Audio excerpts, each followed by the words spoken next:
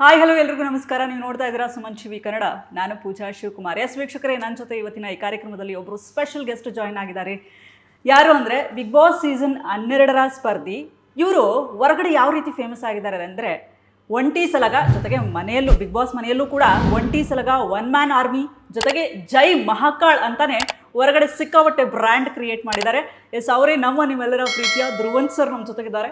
Hi sir, ನಮಸ್ತೆ. Hi ಅಮ್ಮ, ನಮಸ್ತೆ. ಕಾರ್ಯಕ್ರಮಕ್ಕೆ ಪ್ರೀತಿಯ ಸ್ವಾಗತ ಸರ್. ಥ್ಯಾಂಕ್ ಯು ಅಮ್ಮ. ಸರ್, ಬಹಳ ಖುಷಿ ಆಗುತ್ತೆ. ನಾನೇ ಹೇಳ್ತಿದ್ದೆ ಸರ್ಗೆ, ಸರ್ ಊಟ ಮಾಡಿ, ಪರವಾಗಿಲ್ಲ, ನಾವು ವೇಟ್ ಮಾಡ್ತೀವಿ, ಯಾಕಂದರೆ ಬ್ಯಾಕ್ ಟು ಬ್ಯಾಕ್ ಇಂಟರ್ವ್ಯೂಸ್ ಕೊಡ್ತಾ ಇದ್ರು. ಬಟ್ ಸ್ಟಿಲ್ ನಿಮ್ಮ ಡೆಡಿಕೇಶನ್ ಇದೆಲ್ಲ ಸರ್, ಆ ವರ್ಕಲ್ಲಿ ಬಹಳಷ್ಟು ಖುಷಿ ಕೊಡ್ತು ನಮಗೆ. ಏನು ಹೇಳ್ತೀರಾ? ಮೊದಲನೇದಾಗಿ ಥ್ಯಾಂಕ್ ಯು. ಆಮೇಲೆ ನಮಗೆಲ್ಲ ಗಾಡ್ ಫಾದರ್ಸ್ ಇಲ್ಲಮ್ಮ. ನನ್ನ 10 ವರ್ಷದ ಏನು ನನ್ನ ಡೆಡಿಕೇಶನ್ ಮತ್ತು ಸಾಧನೆ ಇದೆ ಕಲಾಕ್ಷೇತ್ರದಲ್ಲಿ, ಅದಕ್ಕೆ ನನಗೆ ಬೆಂಬಲವಾಗಿ ನಿಂತಿದ್ದೇ ಮಾಧ್ಯಮದವರು.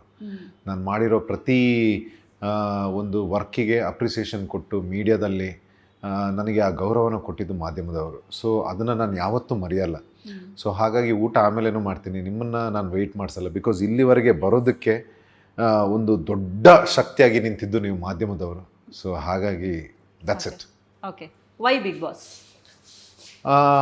ಒಂದು ಪ್ರತಿ ಒಬ್ಬ ಸಾಧಕನಿಗೆ ಒಂದು ಕನಸಾಗಿರುತ್ತೆ. ಯಾಕಂದರೆ ಈಗ ಒಂದು ನಾರ್ಮಲ್ ರಿಯಾಲಿಟಿ ಶೋ ಅಥವಾ ಸೀರಿಯಲ್ ಆಗಿರಲಿ ಅಥವಾ ಸಿನಿಮಾ ಆಗಿರಲಿ, ಅಲ್ಲಿ ಒಂದು ಹೆಸರು ಮಾಡಿರ್ತೀವಿ.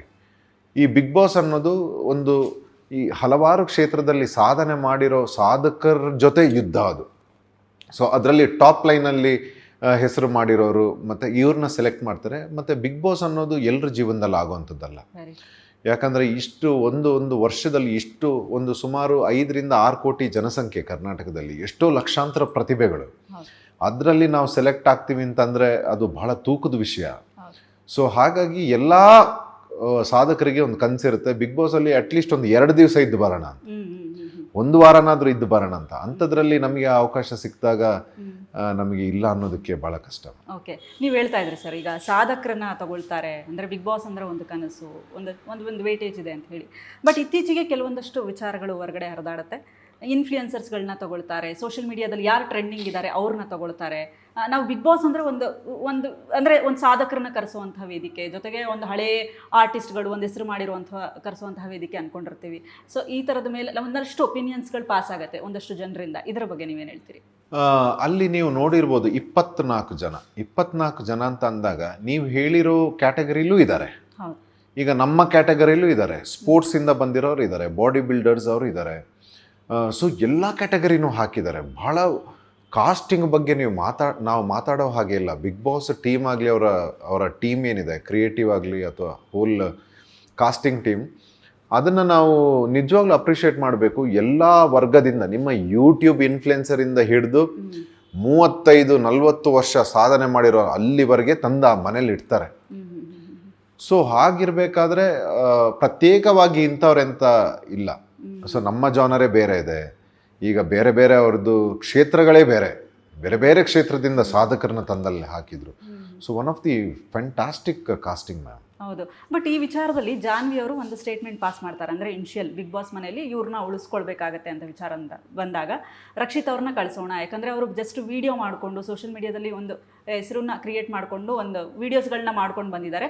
ಬೇರೆ ಎಲ್ಲರೂ ಬೇರೆ ಥರದ ಒಂದು ಶ್ರಮ ಪಟ್ಟು ಅವ್ರದ್ದೇ ಆದಂಥ ಒಂದು ಸ್ಟೋರಿ ಇದೆ. ಸೊ ಹಾಗಾಗಿ ಬಂದರು ಅಂತ ರಕ್ಷಿತ್ ಅವ್ರನ್ನ ಇನಿಷಿಯಲಲ್ಲಿ ಅವ್ರನ್ನ ಹೊರಗೆ ಹಾಕ್ತಾರೆ. ಸೊ ಇದ್ರ ಬಗ್ಗೆ ನಿಮ್ಮ ಒಪಿನಿಯನ್ ಏನು ಹೇಳ್ತೀರಿ? ಅದು ಅವರವರ ವಿವೇಚನೆ, ಅವರವರ ಮನಸ್ಸಿಗೆ ಏನು ಬರುತ್ತೆ ಅವರವರ ಇದರಲ್ಲಿ.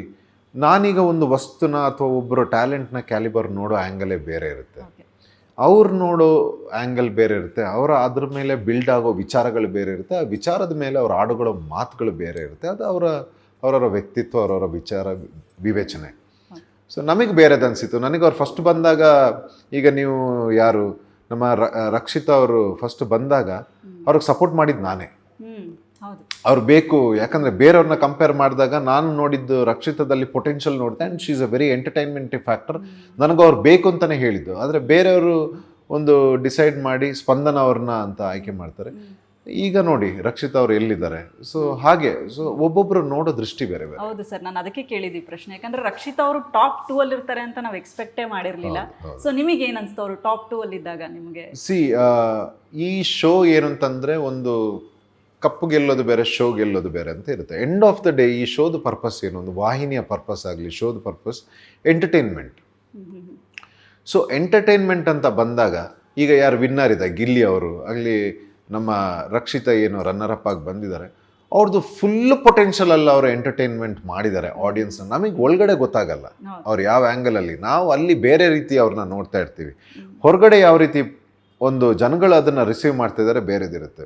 ಸೊ ಎಂಟರ್ಟೈನ್ಮೆಂಟ್ ಬಂದಾಗ ಅವರು ತುಂಬ ಎಂಟರ್ಟೈನ್ ಮಾಡಿದ್ದಾರೆ. ಸೊ ಅದಕ್ಕೆ ಏನು ದಕ್ಕಬೇಕು ನ್ಯಾಯ, ಅದು ಇವತ್ತು ಅವ್ರಿಗೆ ದಕ್ಕಿದೆ. ಅದ್ರ ಬಗ್ಗೆ ಭಾಳ ಸಂತೋಷ ಇದೆ. Yes sir, super. ಇನ್ನು ಸೀರಿಯಲಲ್ಲಿ ಧ್ರುವಂಥವ್ರನ್ನ ನೋಡೋದಕ್ಕೂ ಬಿಗ್ ಬಾಸ್ ಮನೆಯಲ್ಲಿ ಧ್ರುವಂಥವ್ರನ್ನ ನೋಡೋದಕ್ಕೂ ನಮಗೊಂದಷ್ಟು ವ್ಯತ್ಯಾಸ ಕಾಣಿಸುತ್ತೆ. ಯಾಕಂದರೆ ಅಲ್ಲಿ ಆ್ಯಕ್ಟರ್ ಆಗಿ ನಾವು ನೋಡಿರ್ತೀವಿ, ಇಲ್ಲಿ ರಿಯಲ್ ವ್ಯಕ್ತಿತ್ವವನ್ನು ನಾವು ನೋಡಿರ್ತೀವಿ. ಸೊ ಇದ್ರ ಬಗ್ಗೆ ಜನಗಳು ನಿಮ್ಮ ಮೇಲಿರುವಂಥ ಒಪಿನಿಯನ್ ಏನಾದರೂ ಚೇಂಜ್ ಆಯ್ತಾ ಧ್ರುವಂಥವ್ರ ಮೇಲೆ? ನೀವು ವೈ ಬಿಗ್ ಬಾಸ್ ಅಂತ ಕೇಳಿದ್ರಿ, ಅದಕ್ಕೆ ಇನ್ನೊಂದು ಉತ್ತರ ಇದೇನೆ. ತುಂಬ ಜನಕ್ಕೆ ನಾವು ನಟರಾಗಿರ್ಬೇಕಾದ್ರೆ, ನಟನಾಗಿ ಕೆಲಸ ಮಾಡ್ತಾ ಇರಬೇಕಾದ್ರೆ ನಾವೊಂದು ಪಾತ್ರ ಮಾತ್ರ ನೋಡಿರ್ತಾರೆ. ಮತ್ತು ನೀವು ನಮ್ಮ ಇಂಟರ್ವ್ಯೂ ಮಾಡಿದಾಗ ಒಂದು ಸ್ವಲ್ಪ ಚಿಕ್ಕ ತುಣುಕು ಗೊತ್ತಿರುತ್ತೆ. ಸೊ ಆದರೆ ನಾವು ಈ ಬಿಗ್ ಬಾಸ್ ಇದರಲ್ಲಿ ನಾವು ರಿಯಲ್ ಆಗಿ ನಾವು ಏನು ಅಂತ ತೋರಿಸೋ ಒಂದು ಅವಕಾಶ ಸಿಗುತ್ತೆ ನಮಗೆ. ಸೊ ಹಾಗಾಗಿ ಆ ಅವಕಾಶ ನನಗೆ ಸಿಕ್ತು. ಇಟ್ಸ್ ವೆರಿ ಡಿಸ್ಟರ್ಬಿಂಗ್ ಆ್ಯಕ್ಚುಲಿ ನಾವು ಮಾತಾಡಬೇಕಾದ್ರೆ. ಓಕೆ, ನಮಗೆ ಬಿಗ್ ಬಾಸ್ದು ಏನು ಅವಕಾಶ ಸಿಕ್ತು, ಇದರಲ್ಲಿ ನಮಗೆ ನಮ್ಮ ರಿಯಲ್ ನಾವು ಏನು, ನಮ್ಮ ವಿಚಾರಗಳು ಏನು, ನಾವು ಹೇಗೆ ನಮ್ಮನ್ನು ನಾವು ಕಟ್ಕೊಂಡಿದ್ದೀವಿ, ನಾವು ಎಲ್ಲಿಂದ ಬರ್ತೀವಿ, ನಾವು ಏನನ್ನೆಲ್ಲ ಕಲ್ತ್ಕೊಂಡಿದ್ದೀವಿ, ನಾವು ಏನನ್ನು ದಾರೆ ಕೊಡ್ತೀವಿ, ನಮ್ಮ ನಿರ್ಧಾರಗಳು, ನಿರ್ಣಯಗಳು, ಇವೆಲ್ಲವೂ ತೋರಿಸುವಂಥ ಒಂದು ಮಹಾವೇದಿಕೆ. ನಮ್ಮಲ್ಲಿ ತಲೆಯಲ್ಲಿ ಎಷ್ಟು ತಾಕತ್ತಿದೆ, ಇಲ್ಲೆಷ್ಟು ತಾಕತ್ತಿದೆ, ಕೈಕಾಲಲ್ಲಿ ಎಷ್ಟು ತಾಕತ್ತಿದೆ, ಎಲ್ಲವನ್ನೂ ತೋರಿಸುವಂಥ ಒಂದು ದೊಡ್ಡ ವೇದಿಕೆ. ಅದನ್ನು ನಾವು ತೋರಿಸಿದ್ದೀವಿ ಅಲ್ಲಿ.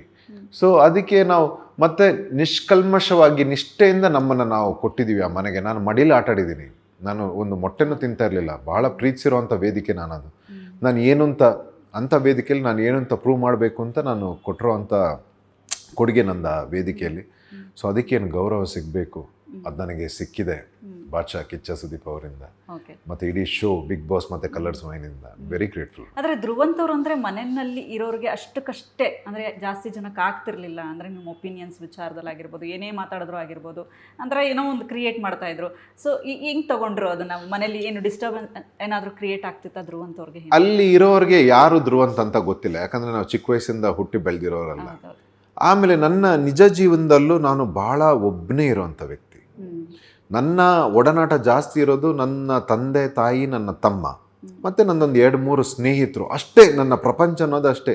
ಇದಕ್ಕಿಂತ ಒಂದು ಜಾಸ್ತಿನೂ ಇಲ್ಲ, ಕಮ್ಮಿನೂ ಇಲ್ಲ. ಮತ್ತು ತುಂಬ ಪ್ರೈವೇಟ್ ವ್ಯಕ್ತಿ ನಾನು. ನಾನಲ್ಲಿ ಏನು ಕೆಲಸ ಮಾಡ್ತಾಯಿದ್ದೆ ಮಾಡಿ ನನ್ನ ಪಾಡಿಗೆ ನಾನು ಇರ್ತಾಯಿದ್ದೆ. ಸೊ ಅದೆಲ್ಲೋ ಇವನು ಯಾಕೆ ಹೀಗಿದ್ದಾನೆ, ಏನಾದರೂ ನಾಟಕ ಆಡ್ತಾ ಇದ್ದಾನ, ಈ ರೀತಿ ಇರೋಕ್ಕೆ ಸಾಧ್ಯನಾ? ಅವ್ರಿಗೆ ನಮ್ಮ ಲೈಫ್ ಜರ್ನಿಗಳು ಗೊತ್ತಿರಲ್ಲ, ನಮ್ಮ ಬಗ್ಗೆ ಗೊತ್ತಿರಲ್ಲ. ಸೊ ಆಗ ಆ ಟೈಮಲ್ಲಿ ಅಭಿಪ್ರಾಯಗಳು ಬಂದಿರೋದಿದೆ, ಸುಮಾರು ಅವರವರ ಅಭಿಪ್ರಾಯಗಳು. ಸೊ ಆಟದಲ್ಲಿ ಅದು ಸಹಜ. ಓಕೆ, ನಾನು ಅಭಿಷೇಕ್ ಅವ್ರನ್ನ ಇಂಟರ್ವ್ಯೂ ಮಾಡ್ತಿದ್ದೆ. ಅವ್ರಿಗೆ ಹೇಳ್ತಾ ಇದ್ರು, ಮೇಡಮ್ ನನಗೊಂಥರ ಹೆಂಗಾಗ್ಬಿಟ್ಟಿದ್ದೀನಿ ಅಂದರೆ ಮನೆಯಿಂದ ಹೊರಗೆ ಬಂದಮೇಲೆ ಒಂಥರ ಡಿಪ್ರೆಷನ್, ಏನಪ್ಪ ಇದು, ಒಂಥರ ಎಲ್ಲರ ಮೇಲೆ ಅನುಮಾನ ಪಡೋಕ್ಕೆ ಸ್ಟಾರ್ಟ್ ಮಾಡಿದ್ದೀನಿ. ನಾನು ಅದಕ್ಕೆ ಕೇಳಿದೆ, ಹೌದಾ ಹಾಗಾದರೆ ಡಾಕ್ಟರ್ ಕನ್ಸಲ್ಟೇಷನ್ ಅವಶ್ಯಕತೆ ಇದೆನಾ ಹೊರಗಡೆ ಬಂದ ಮೇಲೆ ಅಂತ ಕೇಳಿದೆ. ಮೇಡಮ್ ಡಿಪೆಂಡ್ಸ್ ಅದು ಅಂತ ಹೇಳಿದ್ರು. ಸೊ ನಿಜಕ್ಕೂ ಕೂಡ ಬಿಗ್ ಬಾಸ್ ಮನೆಗೆ ಹೋಗಿ ಬಂದಾದಮೇಲೆ ಡಾಕ್ಟರ್ ಕನ್ಸಲ್ಟೇಷನ್ ಅಗತ್ಯ ಇದೆನಾ? Mental doctor consultation especially, because ಅಲ್ಲಿ ಜಗಳ ನಡೀತಾ ಇರುತ್ತೆ, ಊಟ ಇರಲ್ಲ, ಅದು ಇದು, ಒಂದು ಸ್ವಲ್ಪ ಡಿಪ್ರೆಸ್ಡ್ ಆಗಿರ್ತೀರಿ. ಸೊ ಇದ್ರ ಬಗ್ಗೆ ಈಗ ಈ ಬಿಗ್ ಬಾಸ್ ಮನೆ ಇದೆಯಲ್ಲ ಮೇಡಮ್, ನಿಮಗೆ ಅಲ್ಲಿ ಆಟ ಆಡೋದಕ್ಕೆ ಅಥವಾ ಇರೋದಕ್ಕೆ ಇದೆಯಲ್ಲ, ನಿಮ್ಮೊಂದು ಪರ್ಸ್ನಾಲಿಟಿಗೆ ಇದೆಯಲ್ಲ, ನಿಮ್ಮ ಹೊರಗಿನ ಜೀವನ ಭಾಳ ಇದಾಗುತ್ತೆ. ಈಗ ನೀವು ತುಂಬ ಕಷ್ಟದಿಂದ ಬಂದಿರೋರಾದರೆ ನಿಮ್ಮ ವ್ಯಕ್ತಿತ್ವನ ಇದೆಯಲ್ಲ, ನಿಮ್ಮ ತುಂಬ ಸ್ಟ್ರಾಂಗ್ ಇರುತ್ತೆ. ಏನೇ ಬಂದರೂ ನಿಮ್ಮ ರಿಸೀವಿಂಗ್ ಸ್ಟೈಲ್ ಬೇರೆ ಇರುತ್ತೆ. ಈಗ ನಾವೆಲ್ಲ ಆಟ ಆಡಿದ್ದೀವಿ, ಅದೇ ಈಗ ಜನಗಳು ಕೊಟ್ಟಿರೋಂಥ ಬಿರುದು 1 ಮ್ಯಾನ್ ಆರ್ಮಿ, ಇದೆಲ್ಲ ಒಂಟಿ ಸಲಗ. ನಾವು ತುಂಬ ಇದಕ್ಕಿಂತ ಭಾಳ ದೊಡ್ಡ ಚಾಲೆಂಜಸ್ಗಳನ್ನು ನೋಡಿ ಬಂದಿರೋರು ನಾವು ನಮ್ಮ ಬಾಲ್ಯದಿಂದ. ಹಾಗಾಗಿ ನಮ್ಮ ಅಲ್ಲಿ ರಿಸೀವಿಂಗ್ ನಮಗೇನಾಗುತ್ತೆ ಅಂತಂದರೆ, ಈ ರೀತಿ ಸಿಚುವೇಶನ್ ಬಂದಾಗ ಥ್ರಿಲ್ ಆಗುತ್ತೆ, ಖುಷಿ ನಮಗೆ ಅಂಥದ್ದು ಬರಬೇಕು, ನಮ್ಮ ಮೇಲೆ ಆಪಾದನೆ ಬರಬೇಕು, ಅದನ್ನು ನಾವು ದಾಟಿ ಅದನ್ನ ಗೆಲ್ದಿ ಮುಂದೆ ಹೋಗ್ತಾ ಇರಬೇಕು. ನಮ್ಮನ್ನು ಹೊರಗಡೆ ಇಡಬೇಕು, ಎಂಟ್ರ್ ಆಗಿ ಆ ಟಾಸ್ಕ್ನ ವಿನ್ ಆಗಿ ಎತ್ಕೊಂಡು ಹೋಗಬೇಕು. ಅದ್ರದ್ದು ಮಜಾನೇ ಬೇರೆ, ಆ ಥ್ರಿಲ್ ಬೇರೆ. ಇದು ನನ್ನ ಆ್ಯಟಿಟ್ಯೂಡ್, ನನ್ನ ರಿಸೀವಿಂಗ್. ಒಳಗಡೆ ಆಗಿರಲಿ, ಬಿಗ್ ಬಾಸ್ ಮನೆ ಒಳಗಡೆ ಆಗಿರಲಿ ಅಥವಾ ಹೊರಗಡೆ ಆಗಿರಲಿ, ನಮ್ಮ ಆ್ಯಟಿಟ್ಯೂಡ್ ಅದು. ಕೆಲವ್ರದ್ದು ಬೇರೆ ಬೇರೆ ರೀತಿ ಇರುತ್ತೆ. ಸೆನ್ಸಿಟಿವ್ ಇರ್ತಾರೆ ಇಮೋಷ್ನಲಿ, ಕೆಲವರು ಹೆದರ್ತಾರೆ. ಅಂದರೆ ಅಲ್ಲಿ ಅವ್ರ ಜೊತೆ ಆದಂಥ ಅನುಭವದ ಮೇಲೆ ಅವರು ಆ ಮಾತುಗಳನ್ನು ಹೇಳ್ಕೊಂಡಿರ್ಬೋದು. ನಾವಂತೂ ನಮ್ಮ ಸ್ಟೈಲ್ ಬೇರೆದಿತ್ತು, ಸೊ ನಾವು ಹಾಗೆ ಹೇಳಲ್ಲ. ನಮಗೆ ಖುಷಿ ಆಯಿತು. ನಮಗೆ ಅಂತ ಸ್ವಲ್ಪ ಚಾಲೆಂಜಸ್ ಬರಬೇಕು, ಆಮೇಲೆ ಕೆಲವರು ಸ್ವಲ್ಪ ಟೀಕೆ ಮಾಡಬೇಕು. ನಮಗೆ ಗೊತ್ತಾಗಬೇಕು ನಾವೊಂದು ಒಳ್ಳೆ ಕೆಲಸನ ಮಾಡ್ತಾ ಹೋದಾಗ ಕೆಲವ್ರಿಗೆ ಉಳ್ಕೊಳ್ತಾರಲ್ಲ, ಅದು ಭಾಳ ಖುಷಿ ಆಗುತ್ತೆ ನನಗೆ. ಅದು ಸ್ವಲ್ಪ ಬರ್ನ್ ಆಗಿಬಿಟ್ಟು ಆ ಸ್ಮೆಲ್ ಇದೆಯಲ್ಲ, ನಮ್ಮ ಫೇವ್ರೆಟ್ ಸ್ಮೆಲ್ ಅದು.